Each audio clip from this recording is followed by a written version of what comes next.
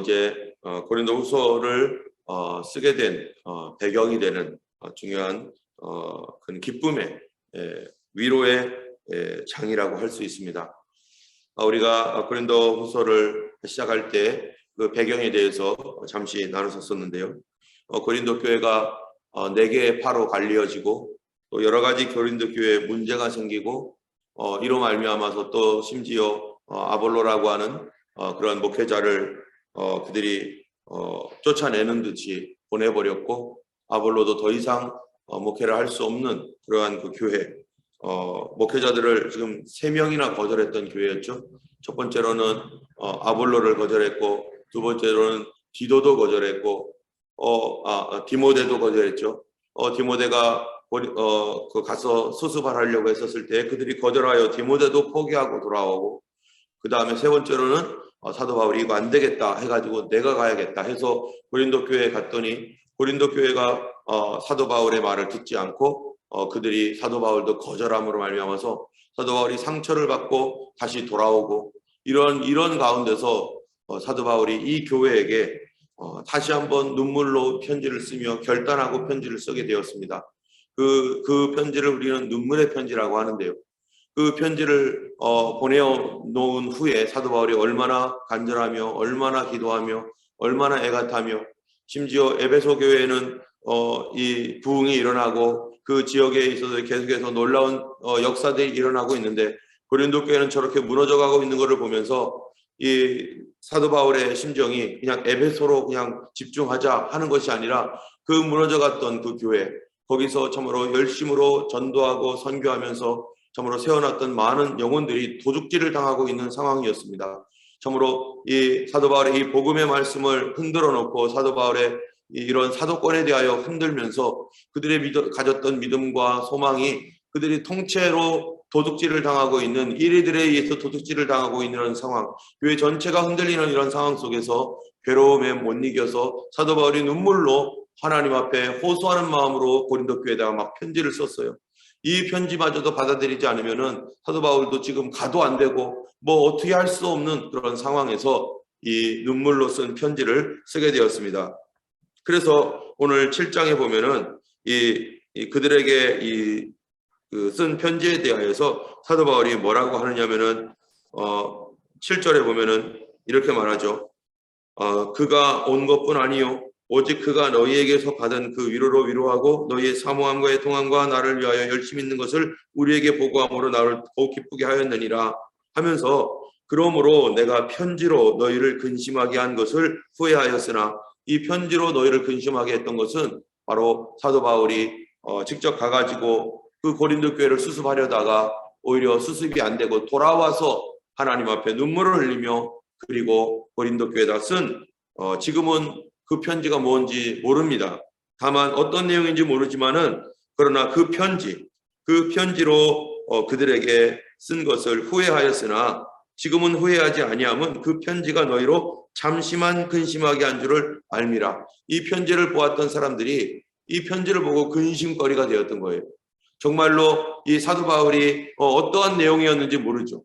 그러나 거기 안에 있는 사도 바울의 진정한 심정과 복음의 말씀에 대하여, 그리고 만약에 하나님의 말씀을 이렇게 영접지 않고 계속해서 이렇게 하면은 어떤 일들이 있을 것인지, 참으로 회개하지 않으면은 그 교회가 어떻게 될 것인지, 이런 부분들이 분명히 쓰여졌을 거라 생각합니다. 사도 바울이 무엇을 할 때 그냥 하는 것이 아니라 그가 반드시 기도하고, 이 사도 바울이 고린도로 갔었을 때도 하나님의 허락을 받고 갔었죠.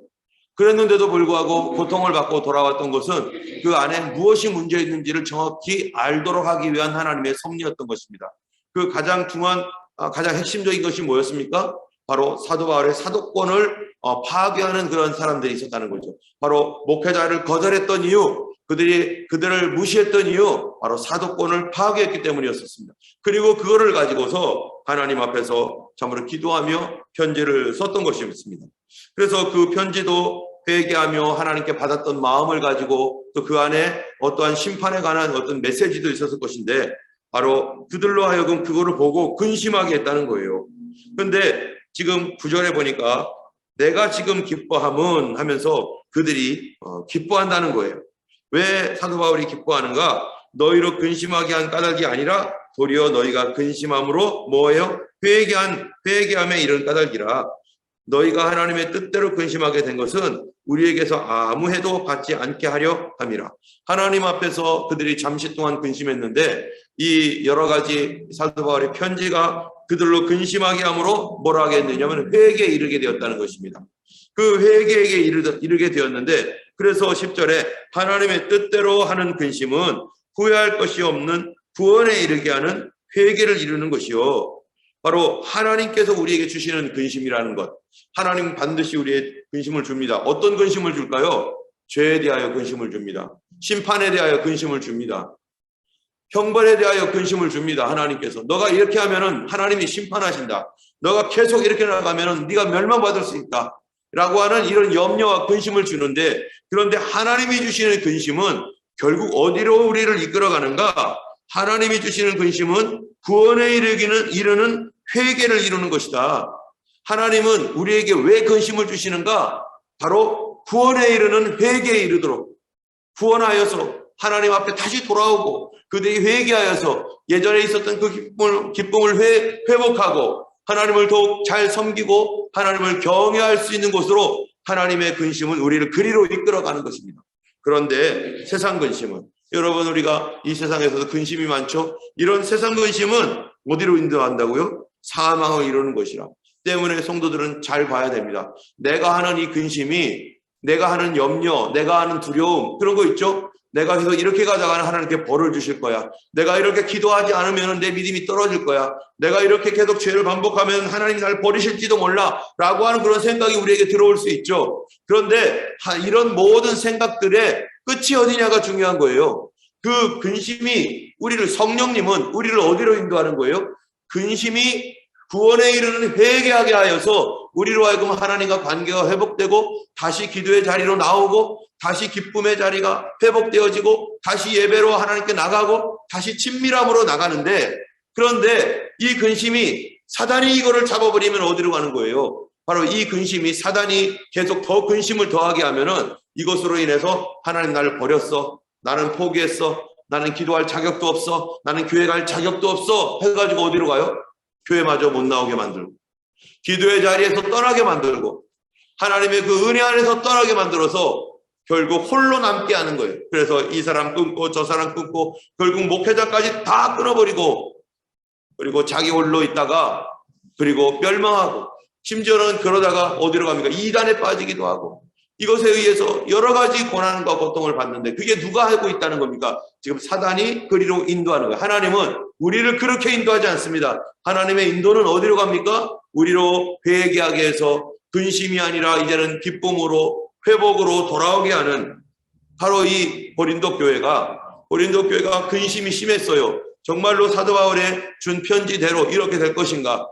정말로 이렇게 큰 문제가 될 것인가? 라고 하는 것 때문에 이 고린도 교회가 근심이 심하다가 그들이 결국 하나님의 역사 가운데, 이 편지도 하나님의 감동 가운데 썼지 않았습니까? 고린도 전서, 그 다음에 눈물의 편지, 고린도 후서, 고린도 교회에다가 이렇게 3개의 편지를 보냈는데, 이 두 번째 편지는 더 간절한 마음으로 하나님 주신 그 감동 가운데 이 교회에 보냈는데, 바로 그 편지가, 그 말씀이 그들 마음에 들어오고 그들로 하여금 우리가 잘못했구나. 여러분, 그렇게 근심과 이 근심으로 말미암아 회개를 이룰 때 사람이 어떻게 변하는가? 고린도 교회가 어떻게 변하게 되는가? 그것이 바로 11절입니다. 11절에 보니까 이렇게 말해요. 보라, 하나님 뜻대로 하게 된 이 근심이 너희로 얼마나 간절하게 하며 얼마나 변증하게 하며 얼마나 분하게 하며 얼마나 두렵게 하며 얼마나 사모하게 하며 얼마나 열심히 있게 하며 얼마나 벌하게 하였는가? 너희가 그 일에 대하여 일체 너희 자신이 깨끗함을 나타내었느냐? 이 7가지로 말하고 있는데요. 그들이 하나님의 뜻대로 이 근심하게 되니까, 하나님의 뜻대로 근심하고 회개하는 과정으로 가게 되니까 그들이 간절해진 거예요. 하나님, 우리가 다시 회복할 수 있도록 도와주세요. 하나님 앞에 간절한 마음으로 그들이 가지고 있는 이 간절함이 다시 회복되어지고, 이제 다시 그 믿음 회복해야겠다. 우리가 처음 믿었을 때 하나님 앞에 어떻게 간절하게 기도했고 어떻게 간절하게 주님을 사랑했고 그랬는지, 이 다시 간절한 마음이 생기는 거예요. 다시 간절해지고. 그리고 얼마나 변증하게 하며, 변증이 뭡니까? 우리가 어펄러지라고 하네, 이거를요. 이 내가 가지고 있는 이 신앙이 다른 사람들에게 이해가 되도록 우리가 가지고 있었던 이 문제, 그들이 가지고 있는 사도권에 관한 이 문제에 대하여 그들 안에서 막 싸움이 일어난 거죠.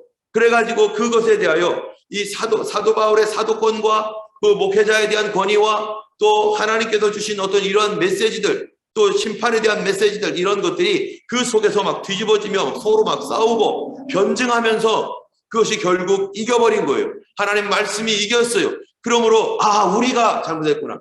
여러분, 어떤 사람이 문제가 있어가지고 그것을 지적을 당하고 그 문제에 대하여 막 주변 상황이 막 어려워지고 막 이럴 때 자기 안에서 수많은 싸움이 일어나잖아요. 내가 잘했는가? 아니면 저 사람 말이 옳은가? 내가 혹시 내 말이 옳은지 저 사람이 옳은지 막 내 속에서 막 이 고민하면서 막 싸우고, 성경 말씀과 내 안에 있는 내 생각과 막 고민하며 싸우잖아요. 그러면서 하나님의 말씀으로 돌아오고 회개할 때 내가 이런 부분이 정말 잘못되었고 이것이 문제였구나 하면서 하나님 말씀이 나 자신을 설복하고 설득시켜서 바로 이 하나님 말씀으로 돌아오게 될 때, 그때 다시 뭐예요? 우리가 사도 바울에게 대하여 정말 잘못했구나, 그분이 우리를 포기하면 안 되는데 라고 하는 그 심정이 간절해지고, 하나님이 우리를 버리시면 안 되는데 하는 그 심정이 다시 간절해지고, 내가 잘못했구나, 잘못했다는 것을 깨달을 때 완전히 상황이 뒤집어지는 거예요. 잘못했다는 것을 깨달을 때 내가 저 사람을 무시하고 내가 저 일에 대하여 나를 정말로 사랑하여서 말했던 그 사람들에 대하여 그 미움 감정이 아니라 갑자기 내가 미안한 감정으로 돌아서고, 갑자기 내가 잘못했다는 것을 알게 되었을 때 그 사람이 나에 대하여 이제는 포기하면 안 되는데, 나를 다시 붙잡아야 되는데 하면서 이 간절한 심정이 있으니까 그 고린도 교회가요 빨리 편지를 쓴 거예요. 사도 바울이 우리를 포기하지 말라고 하고 빨리 편지를 써가지고 보내는 거죠. 그리고 변증하게 하고, 그들 마음속에 또 어떤 것이 얼마나 분하게 하였고 분노가 일어난 거예요. 뭐에 대하여요? 자기를 이렇게 만들었던 바로 그 잘못된 생각들, 악한 영들, 그리고 그 일을 가지고 왔던 그 사람들, 그래서 교회를 막 흔들어 버렸던 그 사람들, 심지어는 자기 자신에 대한 분노, 내가 왜 이렇게 했을까? 우리가 왜 이렇게 하여 지금까지 시간을 낭비하고 서로 싸우고 치지고 볶고, 사도 바울을 그렇게 슬프게 하고 디모데도 거절하고 아볼로 목사님까지도 다 거절하여서 목회자들 다 떠나게 만들었던 우리 자신이 얼마나 잘못되고 한심한지. 그런데 하나님의 그 뜻은 여기서 한심하다고 해서 풀을 죽고 기 죽어가지고 사도 바울에게 얼굴 볼 면목도 없다 이런 게 아니라, 이제 그를 더 바짝 붙들어야겠구나, 우리 하나님께 더 가까이 나가겠구나, 지금까지 잃어버렸던 그 모든 것들을 회복하기 위해서라도 그들과 다시 하나가 되야겠구나. 그래서요 그 속에 있는 이 분노, 정말로 이 거룩한 분노가 그들 가운데 일어나서 바로 이 일을 다시는 우리가 하지 말자, 이 일들을 했던 나 자신도 정말로 안타깝고 분노스럽다라고 하는 것으로 그들을 분하게 하고 두렵게 하는 것. 뭡니까? 버림할까봐. 하나님이 우리를 버리시면 어떡하지? 하나님이 우리를 버리시면 어떡하지? 이런 것들. 그러므로 이런 모든 것들이 그들 속에 회개하는 과정 가운데서 막 일어나고, 잘못했던 것들이 막 이게 드러나고, 그러면서 그들로 하여금 하나님 앞에 간절하게 다시 돌아와서 사도 바울과 함께 하나가 되고 교회가 다시 하나가 되는데, 그래서 사도 바울이 이 일에 너희 자신의 깨끗함을 나타내었느니라. 그게 무슨 말입니까? 다시 교회가 질서가 회복됐다는 거예요. 다시 그들 사이에 관계가 회복되어지고 질서가 회복되었다는 거예요. 여러분, 우리가 교회가 어떻게 됐어요? 지금 내파로 갈려서 서로 막 멱살 잡고 막 싸우고, 뭐 네가 잘했느니 내가 잘했느니 막 하면서 막 이랬던 교회 아니겠어요? 그런데 회개하게 되면은 어떻게 한다고요? 질서가 회복됩니다. 회개하게 되면 깨끗하게 돼요. 서로 찾아가죠. 내가 잘못했다고. 내가 그런 말 하면 안 되는데, 내가 당신에게 그런 식으로 말하면 안 되는데 미안하다. 특별히 어떤 사람들이 회개해야 됩니까? 사도 바울을 흔들었던 사람들이 교회 앞에서 회개해야 됩니다. 여러분, 개인적으로 했던 것은 개인적으로 하면 되지만, 교회적으로 흔들었던 것은요 교회 앞에 나와서 정확하게 회개해야 됩니다. 그래서 이 사람들이 나와 다른 사람과의 관계에서는 그 관계에서나 나와 교회와의 관계에서나 이런 것에서 정말 회개하게 되면은 그 사람을 찾아갈 수밖에 없고 거기에 대하여 해결할 수밖에 없는데, 그런데 사람들이 우리가 어떤 식으로 그리스도인들이 반응하느냐, 나와 저 사람이 잘못했는데, 저 사람에게 내가 잘못했는데 그거를 가지고 하나님께 나가요. 왜 하나님께 나가죠? 그걸 가지고 하나님께 나가서 하나님 잘못했어요, 용서해 주세요, 회개합니다 하고 끝나버려요. 저 사람은 마음상해 있는데. 그것은 회개에 반한 건 반밖에 안 한 거예요. 온전한 회개가 뭡니까? 온전한 회개가 그 사람에게 어떤 것은 굳이 말하지 않아도 될 것이 있죠, 물론. 그러나 정말 중대한 문제에 있어서 그 사람이 그것 때문에 피해를 보고 정말 창피를 당하고 사람들에게서 막 이렇게 막 여러 가지 막 이런 아주 중대한 그러한 것들이 있었을 때 그 사람에게 자기 마음을 보여줘야 될 거 아니겠어요? 뭐 굳이 가서 잘못했다고 미안 말을 하지 않아도 선물이라도 하나, 이거 선물이야, 이게 무슨 말인지 알잖아요. 그러한 조그마한 이 화해 제스처들이 교회 안에서 개개인에게 누구에게 이렇게 굳이 말로 막 뭐라고 안 하더라도 그런 어떤 선물이나 이런 제스처들이 있어야 되는데, 그런 거 없이 싹 닦아버리고 교회에게 잘못했는데, 교회 전체를 흔들어 놨는데 하나님 제가 잘못했어요 해놓고 교회에다가는 아무 말도 없어요. 그러면 어떻게 되겠어요? 이거는 온전한 회개가 된 게 아닙니다. 그렇다면 그런 것들은 그 앞에서 뭐가 잘못됐는지에 대해 적어도 그 교회에 책임되는 사람들에게라도, 앞에 나가지 말하지 않아도 책임되는 사람에게도 내가 이런 것들을 가만히 보니까 내가 정말 잘못되었다라고 말을 하든지 아니면 어떤 제스처라도 하든지 조그마한 뭔가라도 있어야 되는 거예요. 바로 그런데 이 교회는요 그렇게 한 것 같아요. 그래서 사도 바울이 알게 되었어요. 일체의 너희 자신의 깨끗함을 나타내었느니라. 교회가 서로 뭐 선물 교환을 했는지 어쩌는지 몰라도 그런 어떠한 그 따뜻한 마음으로 다시 회복될 수 있는 마음의 어떠한 무언가가 그들에게 이루어지고, 또 이 편지로 이 사도 바울이 상처를 받았잖아요. 사도 바울이 괴로웠잖아요. 아마 아볼로 목사님도 그렇고 디모데도 괴로웠을 겁니다. 아볼로는 더 그랬을 겁니다. 그렇다면 이 문제에 대하여 어떻게 해야 되는 거예요? 이 문제에 대해 그들이 깨끗하게 정리를 하고자 지금 사도 바울에게 이 디도로부터 소식이 들어온 거예요. 그래서 디도가 그 편지를 전달해 주어서 사도 바울이 지금 어때요? 다 풀어졌어요. 마음 다 풀어졌어요. 상처 주었던 그 사람들 다 용서됐어요. 다 풀어져 버렸어요. 그러면 사도 바울만 그러면 되는가? 아니죠. 여기 누구도 있어요? 디도도 있고요. 디도가 아니라 디모데도 있고 아볼로도 있습니다. 그럼 이 아볼로나 디모데도 분명히 어떠한 메시지나 이런 것들이 분명히 갔을 것이고, 어쩌면 선물과 함께 아볼로 목사님 죄송해요. 그냥 우리 이 선물 드려요. 우리 마음이에요. 뭐 이러면은 그냥 편지 길게 안 쓰고 말하지 않아도 이제 이분들이 이런 마음을 갖고 있구나. 그래서 이제 사도 바울이 또 말하는 것이 12절에 그런즉 내가 너희에게 쓴 것은 그의 그 불의를 행한 자를 위한 것도 아니요 그 불의를 당한 자를 위한 것도 아니요 오직 우리를 위한 너희의 간절함이 하나님 앞에서 너희에게 나타나게 하려 함이라. 13절을 읽어보면요, 이로 말미암아 우리가 위로를 받았고 우리가 받은 위로 위에 디도의 기쁨으로 우리가 더욱 많이 기뻐함은 그의 마음이 너희 무리로 말미암아 안심함을 얻었습니다. 디도도 목회자 아니에요? 사도 바울이요 디도까지 보냈는데, 이 편지를 가지고 디도를 보냈는데 거기서 디도 목사님이 거기서 사역을 하면서 어떻게 한 거예요? 그때 해결이 된 거예요. 그러니까 디도가 어떻게 했어요? 디도가 너무 기쁜 거예요. 그러니까 사도 바울한테 빨리 알려주고 싶어서 편지 바꿔서 막 달려와가지고 마게도니아에서 사도 바울이 에베소에서는 폭동이 일어나가지고 급하게 마게도니아로 갔는데, 마게도니아에서 만나기로 했었는데 사도 바울이 먼저 가가지고 디도가 안 오나, 디도 왜 안 오나, 디도가 도대체 무슨 편지를 가지고 올까, 염려, 근심, 불안 막 이런 가운데 있는데 디도가 바로 이게 해결됐습니다 하고 오니까 사도 바울이 다 풀어졌습니다. 여러분, 그런데 여기에서 이 교회가 어떻게 해결되었는가, 정말로 그들이 이렇게 깨끗하게 될 수 있는 가장 근본적인 배경들은 뭔가 1절 한번 읽어보겠습니다. 그런즉 사랑하는 자들아, 이 약속을 가진 우리는 하나님을 두려워하는 가운데서 거룩함을 온전히 이루어 육과 영의 온갖 더러운 것에서 자신을 깨끗하게 하자. 여기에 사랑하는 형제들아, 이 약속, 하나님의 복음의 약속, 이 약속을 가진 우리는 가장 중요한 게 뭐냐? 교회에 어떤 문제가 해결될 때는요, 저 사람 불쌍해, 저 사람 미안해, 여기 이렇게 해서 해결되는 게 아닙니다.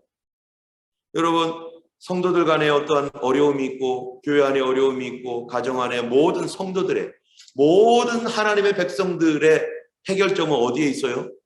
관계 해결점이요. 여기 보니까 뭐라고 됐어요? 이 약속을 가진 우리는 하나님을 어떻게 하라고요? 두려워하는 가운데. 하나님을 두려워할 줄 알아야 뭐가 해요? 거룩함을 이루고, 거룩함을 이루면 그 거룩함이 뭡니까? 육과 영의 온갖 더러운 것에서 자신을 깨끗하게 하는.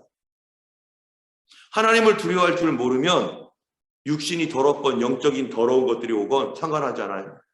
마음이 더러워져 가지고 기도가 안 되는데 하나님을 두려워하지 않으면 그런 거 상관없어요. 여러분, 하나님을 두려워하지 않았기 때문에 이스라엘이 어떻게 됐죠? 하나님이 계속 경고합니다. 회개하라. 심판이 간다. 심판이 간다. 심판이 간다. 근데 다 무시. 하나님은 무시해도 되는 줄 아는 거예요. 하나님의 말씀을 인하여 떠는 그 사람은 내가 존경해준다. 에스팀, 내가 권고하려니와. 양을 잡아주는 것은 마치 돼지를 잡는 것 같이 하고, 염소 잡는 것을 마치 개 잡는 것 같이 하는 그들에게는 어떻게 한다는 거예요? 하나님 심판하시겠다. 이스라엘이 그랬거든요. 그런데 다 무시. 여러분, 오늘날 우리가 하나님을 경외하는 마음이 있습니까? 하나님을 두려워합니까? 하나님을 두려워하는 사람은 어떤 사람이 하나님을 두려워하냐면요, 하나님을 만나본 사람은 두려워합니다. 하나님이 사랑이시지만 그 사랑이 얼마나 엄청난 사랑이고 하나님이 얼마나 위대한 분인지를 알면, 그 크기를 알게 되면 우리가 하나님 두려워하지 않을 수가 없어요. 근데 그 무시무시한 하나님이 우리를 사랑하셔서, 이 하나를 사랑하셔서 애지중지하시고 긍휼히 보시고 예수님을 십자가까지 못 박이면서까지 사랑했는데, 그 사랑에서 우리가 떠날 때 얼마나 큰 두려움이 우리에게 엄습하게 될지를, 얼마나 큰 형벌이 있는지를 알게 되면요, 그건 두려워서 견딜 수가 없어요. 아마 여기에 계신 분 중에 하나님의 그 큰 사랑을 알게 된 사람들도 있겠지만, 그 하나님의 엄청난 사랑을 알게 되는 그 순간 우리는 동시에 하나님이 누구인지 알게 되는 그 순간 동시에 하나님 없는 그런 삶이 얼마나 큰 심판 가운데 있으며 어떠한 심판이 우리에게 떨어질 것인가를 명확하게 보게 됩니다. 그러면요, 하나님 두려워할 수밖에 없어요. 하나님을 사랑하지만 두려워하는 사랑, 이게 진짜 사랑이고 진짜 하나님 경외하는 것이거든요. 그 아들까지도 십자가에 못 박아 죽이기까지 한 그 하나님의 사랑이 심판이면 어떻게 하겠어요? 그 엄청난 아들의 피를 흘려서 우리를 살리신 그 사랑이 사랑 밖으로 나갔을 때 그 무서움이라는 건 어떻게 했어요? 이거를 알면 교회가요, 성도들이, 목회자가 하나님을 알면 두려워서, 하나님에 대한 그 두려움이 우리로 하여금 뭐예요? 거룩함을 이루게 하고, 그 거룩함 때문에 육과 영의 온갖 더러운 것에서 자신을 깨끗하게 보존하려고, 하나님의 사랑을 잃어버리지 않기 위해서, 하나님의 사랑을 꼭 붙들기 위해서, 더 하나님을 사랑하기 위해서, 더 하나님을 경외하는 마음, 그런데 그 사랑 안에 평안과 기쁨과 온갖 좋은 선물들이 다 그 안에 있기 때문에. 여러분, 추운 겨울에 따뜻한 집 안에 있으면 얼마나 좋습니까?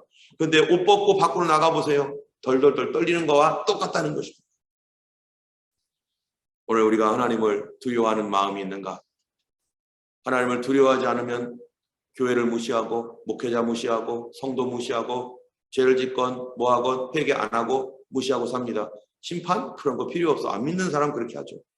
그러면 삽니다. 그러나 하나님을 두려워할 줄 알면 내가 잘못했던 것들에 대해서 어떻게 해서라도 해결을 해야겠다, 이 문제를 해결해야겠다라는 마음으로 뭐 선물을 보내거나 하나님 앞에 엎드리거나 뭔가를 하게 돼 있는 거죠. 그거를 하나님이 기뻐하시고, 그러한 마음을 하나님이 존중히 여기시고, 그게 나를 존중히 여기는 것이다 하며 하나님께서 우리를 받아주시고 꼭 붙들어 주시는 것입니다.